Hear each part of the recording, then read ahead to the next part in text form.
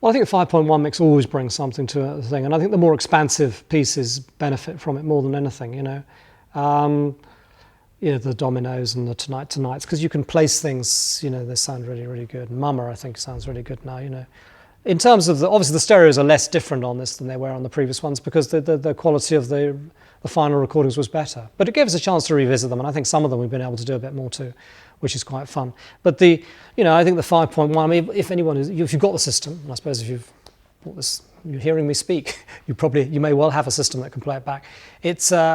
It just gives you something, another dimension completely, and you can hear things, the way you can do it, you can put things out the back, and you just give people a different experience, I think, and songs that you may think you know and you love, you hear them again, and although they not sound radically different, it just takes you somewhere else, I think.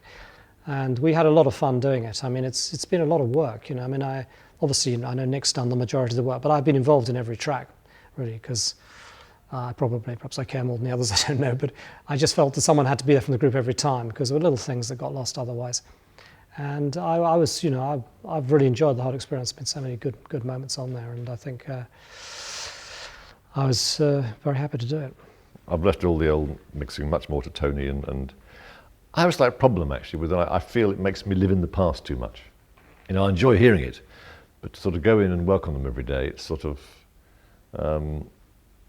I feel it locks me in a bit of a time warp in a sense. But some of the songs when you hear them, some don't stand the test of time so much, and sometimes lyrics date a song, and I kind of feel awkward about them. Stuff I've written, it's fine at the time. I think it was a period piece, but some songs lyrically I feel that I've been involved in, I feel a little bit stiff, but that's just hindsight.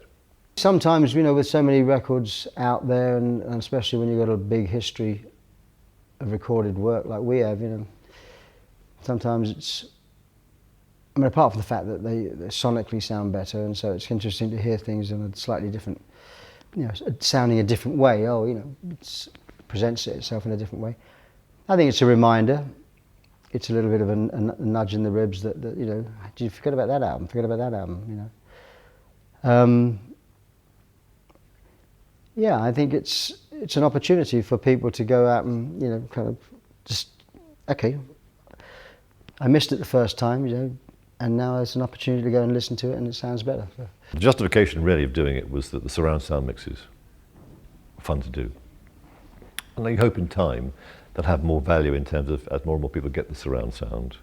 So while you're there, you do a stereo mix because you've done all the work, and I think some of the early songs when our recording career was quality was a little bit suspect, have been improved a lot without being too clever. They definitely got stronger. The Pagimiers, I think, were always very good. They haven't improved much because you can't really improve them, I think. And it's quite nice, I suppose, putting the sort of body of work like that together.